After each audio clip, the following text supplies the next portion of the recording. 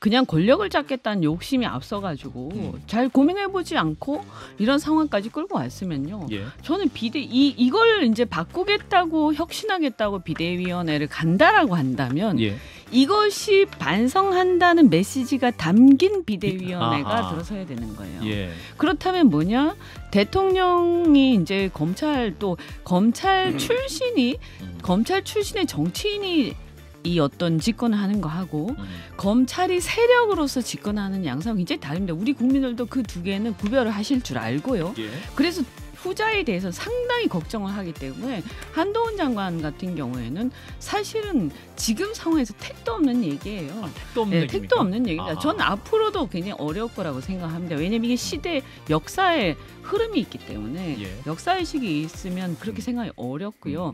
다만 그럼 지금 어떻게 해야 되냐라고 했을 때 사실 근본 원인 이 혁신의 필요성이 왜 생겼냐 그런 보궐선거로 건너갔을 때 그리고 대통령이 자꾸 관여를 하고 공천하는데 감나라 배나라 하고 이래서 문제 생긴 거 아니에요? 예. 그렇다면 이제 국민의힘이 가야 할 길은 대통령하고 선을 긋는 거예요. 그리고 그것을 그을 수 있는 사람이 비대위원장이 되어서 이 상황을 정리하는 겁니다. 자, 국민의힘 비대위 얘기를 좀 해보겠습니다. 어제 3선 이상 중진 의원들이 간담회를 연 데 이어서 오늘 비상의총이 있었습니다. 비대위 인선이 주요 의제였는데 의총을 마치고 나온 하태경 의원의 음성을 듣고 말씀 이어가겠습니다. 한동훈 찬반이 맞네. 반대 의견이 많았다고 그러는데 어떤 식의 찬반이?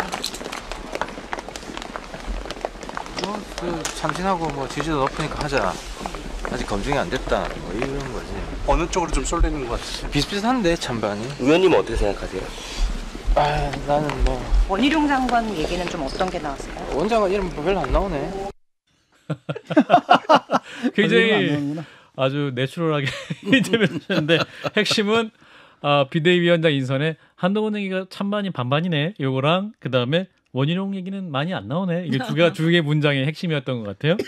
자, 어떻게 보십니까? 일단은 한동훈 장관 얘기가 많이 나오고 TV조선에서 5시 좀 넘어서 나온 뉴스에는 한동훈 장관이 비대위를 고사하는 상태에서 가능성을 열어둔 상태다. 이런 보도도 나오고 있네요. 그러면 본인도 뭔가 사인이 있으면 또 수락할 상황도 있을 것 같은데 어떻게 보세요? 자, 이상민 의원님부터. 제가 보기엔 그 비대위원장이 결국은 당대표 역할 아닙니까? 그렇죠. 예. 당대표는 대통령보다 더 힘들어요. 온갖 여러 가지 입장 차이 이런 것들을 조율하고 또 권한보다는 책임이 크고 또 그리고 정치적 책임을 그때그때 져야 돼요. 예, 그런 차원에서 굉장히 그 어떤 정치적 테크닉도 좀 축적이 돼야 되고 그 여러 가지 하여튼 네트워크도 메커니즘도 이해가 높기 때문에 제가 보기엔 한동훈 장관을 폄하하는 건 아니고요. 예. 그분이 정치 경력이 있다 없다 그것보다는 아직까지는 그 부분에 담근 분은 아니잖아요. 예. 예, 그러니까 그분 한동훈 장관을 본인을 위해서도 곧바로 비대위원장 오는 건 리스크가 너무 커요. 본인을 위해서도 예, 추천하지 않는다. 그러니까 좀 텀을 두고 이렇게 좀 천천히 예. 따뜻한 뜨거운 물이라고 해도 천천히 말을 담갔다 이렇게 탕 속에 들어가야지. 온탕에 너무 빨리 들어오는 것이다. 예, 뜨거운 열탕에 열탕이네. 열탕. 그러면 되겠네요. 될 수 있다. 되겠네요. 이 정치권의 국민의힘이라는 정당이라는 데는 열탕에 될 수 있다. 온갖 사람들이 다 모여 있습니다. 이혼주 비위 맞춰야죠. 이상민 비위 맞춰야죠. 제 비위는 안 맞춰도 됩니다. 아니 그 다양한 저 같은 사람은 괜찮습니다. 문제는 뭐냐면 이제 한동훈 장관을 놓고 지금 경론을 벌였다는 거 아닙니까? 이건 이제 국민의힘 분들이 정치 감각이 전혀 없는 거거든요. 왜냐하면 민주당에서 지금 만들려는 게 그 그림을 만들려고 하는 거잖아요. 윤석열 키드다, 윤석열 시즌 2다, 또 검찰 정권이냐. 그렇죠. 이 프레임에 그냥 들어가는 거거든요. 그래서 이분들이 진짜 정치적 감각이 없구나라는 생각을 좀 갖게 되는 거고 말씀하신 것처럼 한동훈 장관은 지금 뭘 해야 되냐면 그 동안에 너무 그 민주당 의원들하고 너무 싸웠어요. 그러다 보니까 검찰 권력의 상징처럼 되게 굳어버린 측면이 분명히 있거든요. 그걸 갖다 민주당이 펴가드는 건데 최근에 이분이 이제 그 프락지 강요됐든 이 사람들 국가강서를 포기했잖아요. 전에 인혁당 사건도 그렇고 이게 사실 탈진영적 행보거든요. 처음에 이걸 기대했는데 처음에 그렇게 나가다 갑자기 또 철험에 철호매랑 막 싸우면서 이상해진 거잖아요. 예. 이런 걸 해서 탈진영, 탈건이 그다음에 포스트 586이다라는 이런 이미지 구축할 시간이 필요해요. 그런 상태에서 그 검찰 권력이다 이 이미지를 갖다 어느 정도 씻어낸 다음에 올라와야 되는데 지금 예. 갖다 쓴다는 건 정말 하수 중에 하수고 하수 중에 하수다. 진짜 거기서도 그런 지적 나오잖아요. 이거 100석 이하로 가져가는 짓이다. 그러니까 이런 판단도 안 되는 당이 국민의힘이다라는 겁니다. 그러니까 옆에 사람한테 물어만 봐도 누구나 다 아는 거 아니에요.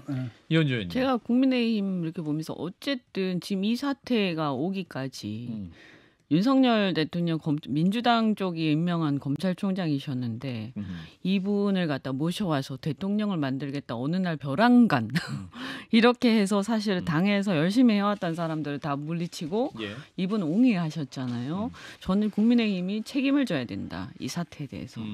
그러면 지금이라도 만약에 반성을 한다고 한다면 예. 이런 사태가 왜 왔느냐에 대해서 고민을 해야 되는 거예요.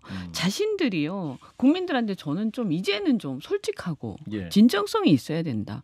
이렇게 해서 잘못됐다. 너무나 급박하게 그냥 권력을 잡겠다는 욕심이 앞서가지고 잘 고민해보지 않고 이런 상황까지 끌고 왔으면요. 예. 저는 이걸 이제 바꾸겠다고 혁신하겠다고 비대위원회를 간다라고 한다면 예. 이것이 반성한다는 메시지가 담긴 비대위원회가 아하. 들어서야 되는 거예요. 예. 그렇다면 뭐냐? 대통령이 이제 검찰 출신의 정치인이 이 어떤 집권을 하는 거 하고 검찰이 세력으로서 집권하는 양상은 굉장히 다릅니다. 우리 국민들도 그 두 개는 구별을 하실 줄 알고요. 예. 그래서 후자에 대해서 상당히 걱정을 하기 때문에 한동훈 장관 같은 경우에는 사실은 지금 상황에서 택도 없는 얘기예요. 택도 없는 얘기입니까? 택도 없는 얘기다. 아하. 저는 앞으로도 굉장히 어려울 거라고 생각합니다. 왜냐하면 이게 시대 역사의 흐름이 있기 때문에 예. 역사의식이 있으면 그렇게 생각이 어렵고요.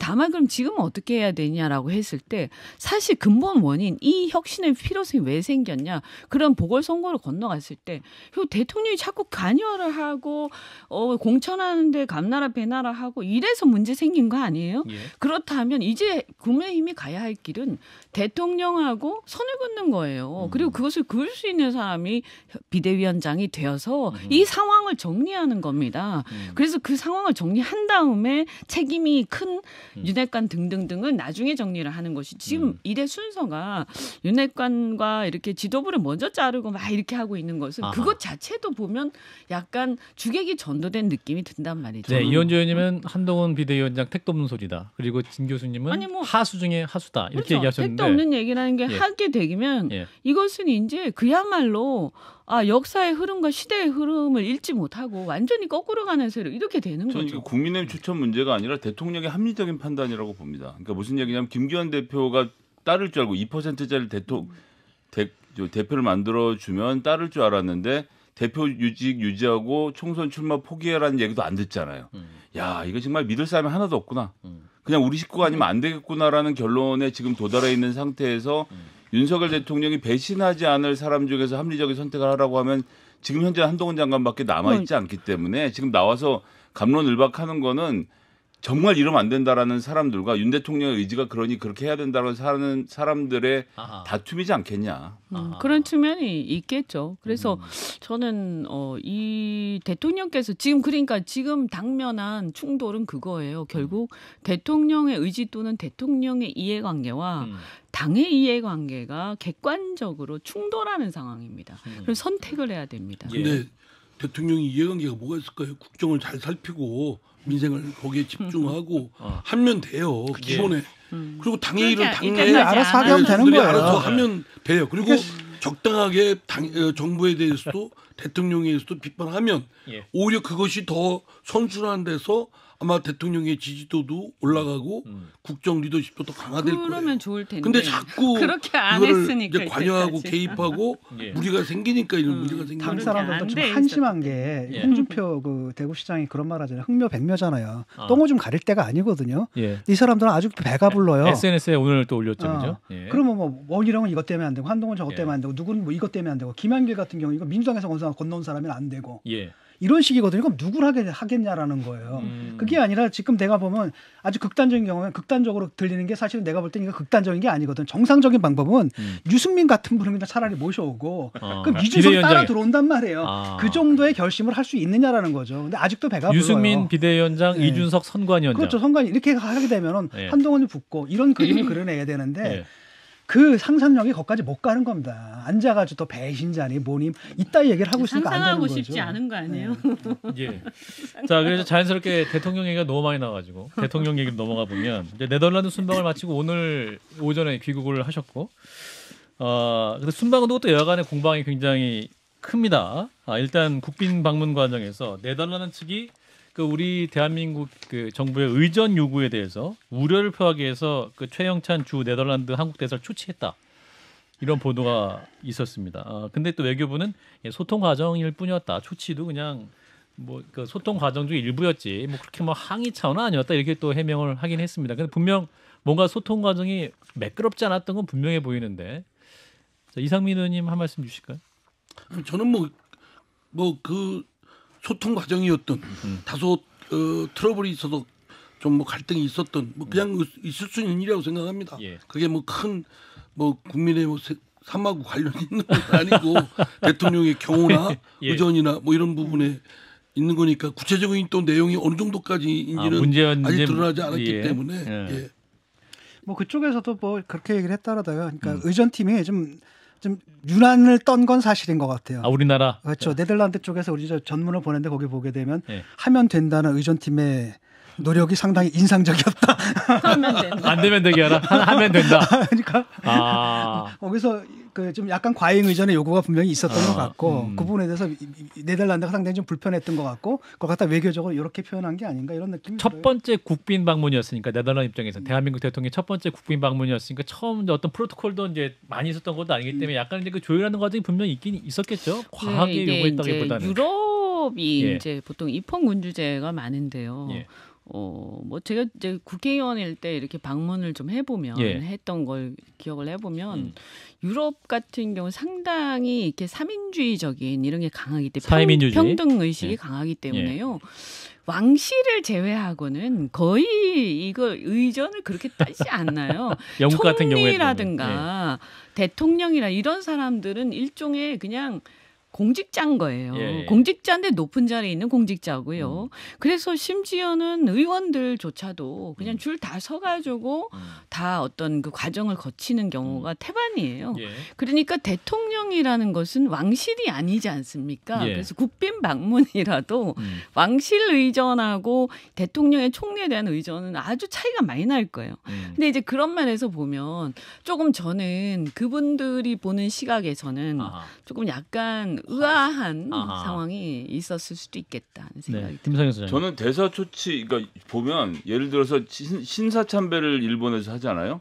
그럼 우리나라가 대사 초치 못합니다. 영사 초치하거든요. 그런데 대사를 불러들였다? 이게 심각한 문제가 있었던 거죠. 그냥 뭐 해명할 일이 있으면 서로 전화했겠죠.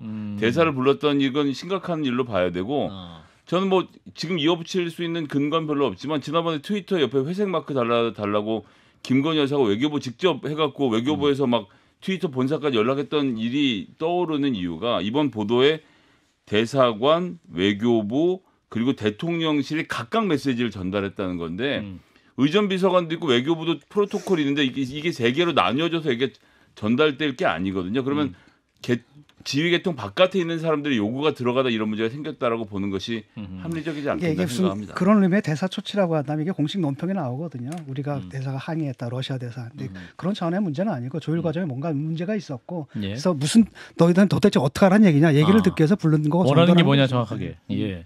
자 그리고 또 한 가지. 윤 대통령이 지난달 부산 엑스포 유치를 위해서 파리를 방문했을 때 당시도 재벌 총수들과 술자리를 가졌다는 보도가 또 있었는데. 당시 이제 시간은 금이다. 당시 이제 최태원 SK 회장은 이제 엑스포 유치에 분초를 받게 된 상황이었는데, 당시 그 상황에서 과연 이 재벌 총수들을 데리고 간 상황에서 또 거기서 또 과한 술자리를 갖는 것이 맞는 것이냐, 뭐 또 일각에서는 뭐 먹을 수 있는 거 아니냐, 뭐 이렇게 또 반론도 있는데 이 부분은 어떻게 보세요? 자 말을 아끼시지만 그럼 김성희 소장님께서 예. 말씀 주세요.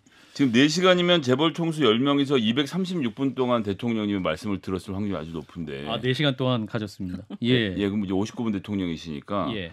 이렇게 하면 안 되죠. 그리고 이거보다 더 길게도 예전에 있었다는 지금 소문까지 돌고 있거든요. 그러니까 대통령께서 재벌 총수도 만나기 쉽지 않은 일이니까 이렇게 하실 수 한 번 정도 할 수 있겠지만 예. 뭐 심지어는 지금 본인보다 나이 어린 사람들을 하대까지 해가면서 뭐 만난다는 얘기가 이 바깥까지 새어 나와 있는 상황이 이게 심각합니다. 이게 왜 심각하냐면 해외 투자자들이 이 기업이 무엇을 보고 투자를 하는지 봐야 되는데 예. 대통령이 시키면 떡볶이도 먹고 폭탄주도 먹는 것 같으면 그런 기업에 투자하고 싶겠어요? 대통령이 경제 살리시려면 정말 이건 중단하셔야 됩니다. 그러니까 이게 그런 기업에 투자하고 싶겠냐라고 하는 게 무슨 뜻이냐면 예. 그 제가 이제 글로벌 기업에서 일을 했었잖아요. 예. 이런 상황들은 리스크가 큰 회사라고 봐요. 그리고 그래요? 한국 시장이라는 거를 한국이 우리가 선진국이지만 아직도 이머징 마켓으로 분류를 하거든요. 그래서 이 정경유착이라든가 관치가 굉장히 심한 나라로 생각을 하고 외국인 투자자들이 가장 심각하게 보는 게 뭐냐 하면 예측 가능성이 떨어진다는 거예요. 그래서 이게 한국의 리스크 중에 굉장히 큰 것 중에 하나거든요. 그런데 이런 부분들에 있어서 이런 모습이 설사 그런 의도가 있었든 없었든 간에 굉장히 부적절하다. 그리고 술을 마시고 이런 것들도 예를 들면 만찬을 하면서 공식적으로 만찬을 하면서 포도주를 한 잔씩 한다든지 그래서 건배를 한다 이 정도에서 끝내야지 이런 식의 술자리는요 본인이 사적인 자리에서 하는 거예요.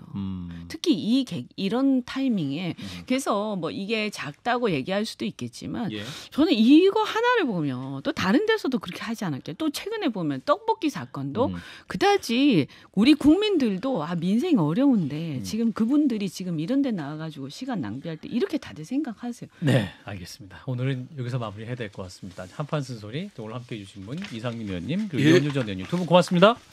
좋아요. 구독 알림 설정.